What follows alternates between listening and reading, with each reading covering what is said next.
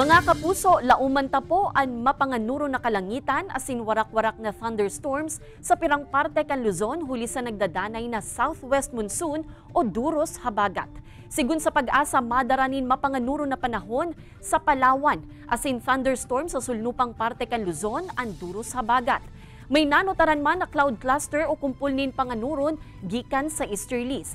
Yan man ang piglalaomang madara nin mapanganuron na kalangitan sa parte kan Visayas asin Mindanao. Sa datos kan Metro Weather, laoman ang maluya hasta makupusog na pag-uran sa pirang parte kan Camarines Provinces, Albay, Sorsogon asin Masbate.